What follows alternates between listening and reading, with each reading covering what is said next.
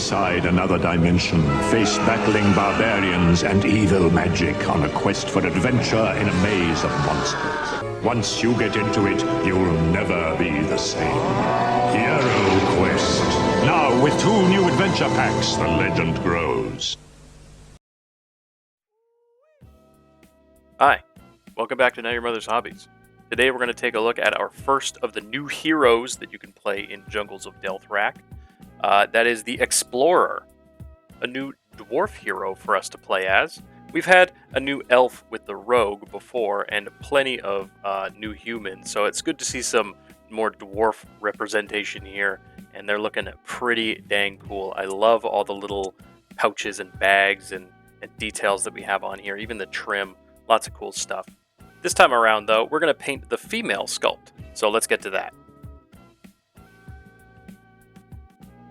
Alright, we're starting things off with the green in their tunic outfit thing. I say tunic because I got lots of vibes of Legend of Zelda and that kind of thing, and so we're starting off with Militarum green for that, or any kind of olive green, kind of natural green that you have. We're using Militarum. We're going to go all around here and get that tunic all done up. Now be careful when applying this on places like the hood, because there's a lot of little pits and stuff that can kind of spot and speckle up. We will clean that up later, but just keep that in mind. Then we're using a Yandin yellow for the trim. If you need to do any cleanup, feel free to do so with, let's say, Wraithbone or any kind of off-white to touch things up.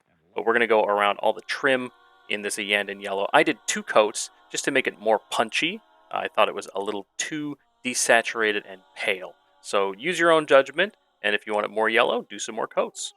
Snakebite leather, we're using this for all of the leather. There is a lot of leather on this miniature with those big bags and pouches. And you can see I'm just going all over on this belt, on the backpack straps. I am trying to leave a couple areas on those bags and pouches blank, because we're going to be mixing up with some lighter tan colors, as you see in the artwork for this miniature. So keep that in mind, and if you need to, just, watch the whole video to see where we put that kind of detail before you start painting yours. Otherwise, just go right in there. And we're using Agrax Earthshade. This is going to be for, like I mentioned, those tan or paler browns. We're going to go around and hit all the trim areas on those pouches and bags, as well as the 2, I think, sleeping bags or mattresses, that camping supplies that they got on their backpack, just going around, and also those gaiters on the legs that you saw me start off with.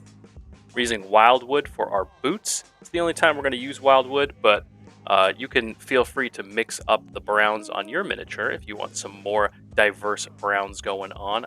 I know that there is some more in the artwork. But we've got Basilicanum Gray here for our pants, as well as our axe weapon. You can see some of the release agent still on there, making it a little tricky to paint. Keep that in mind when you're prepping your minis. That's what washing them is for. Cygor Brown, we're using this for our dark skin base color. You've seen us do this in other videos for dark skin, and we're doing the same thing here on this one. When you get to that neck area, it is a little tricky, so keep in mind it's just paint. You can clean it up. Just grab your off-white or white and be brave. Black Templar here for the hair. Don't forget, on this female sculpt, there's a little bit of hair coming down on the forehead that is pointed out underneath the hood. Luxian Purple up next, just to give a spot of color on this handkerchief right there. Now we're going to start things off in our layering by cleaning up that splotchy Militarum. Now, I like this color, but maybe the Citadel contrast paint, the texture or the mix is not the best, so keep that in mind if you are using Citadel paints. Otherwise, maybe the speed paint equivalent works a little bit better. Either way, we're using Deathguard Green to clean up some of our splotching and pooling, and soften some of the recesses, and just go around in our general cleanup stage. Gunmetal here for our weapon, just to get our first stages of metallic going on there.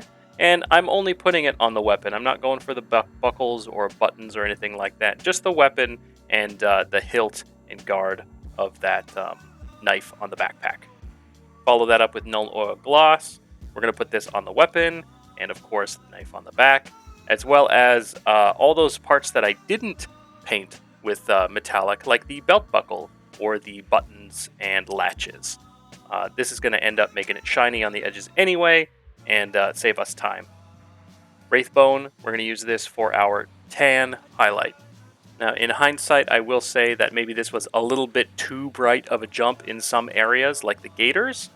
So keep that in mind on your own. If you feel like it is too bright, you can always tone it down with a thin glaze of Agrax Earthshade once again. But we go around with this color and get all of the trim that we wanted to be tan on the pouches, on the backpack, that knife, on the gators, as you can see here, on the boots. You can see also that it is maybe a little too bright, and I should have done a couple more stages.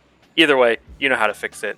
Going all around on those areas, as well as we're going to do some scratchy highlights on the trim, this yellow trim of the outfit. And doing some scratchy ones just to give it some texture, and we don't want to take too much away from the actual yellow. So this lets us keep more of the yellow color on there while still giving us a cool highlight. Now, moot green, we're going to use this on the cloaky tunic area on the clothes. You might think that these greens don't match, but I say you're wrong. I think that they match quite well in that we have a nice, more natural, earthy shadows with this cool, lively pop of green on the higher up highlights. I think it matches really good and gives it some cool depth. Then we're going to use Blood Reaver Flesh for our first fleshy highlight. I guess our mid-tone, cleaning up any blotches and resurfacing that skin. Then followed by Night Quester Flesh. This is our first, I guess, real highlight or the brighter mid-tone. And we're going to go around and get all those raised areas as well. The fingers, the hands, and the face. Just take your time there. There's not a lot of skin on this mini, so let's pay some attention to it.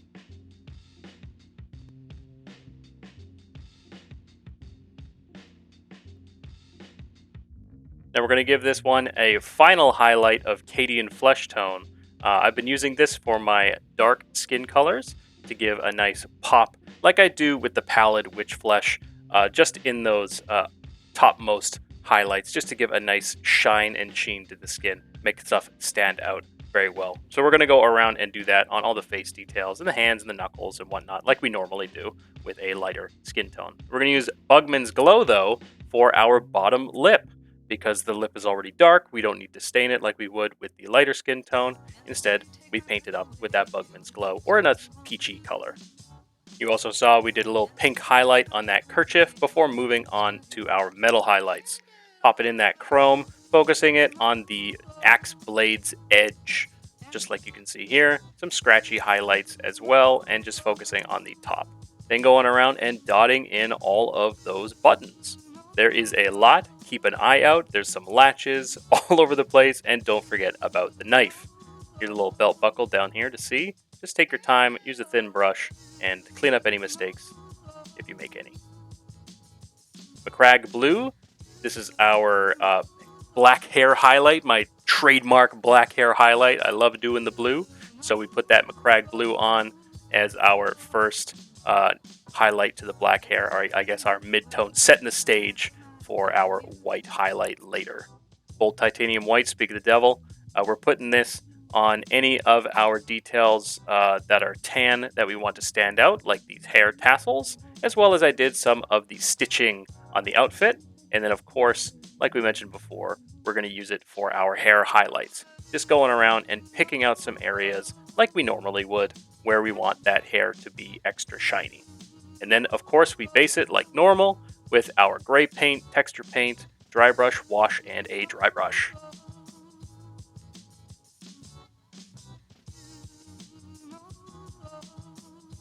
And there you have it. Our Dwarven Explorer is finished.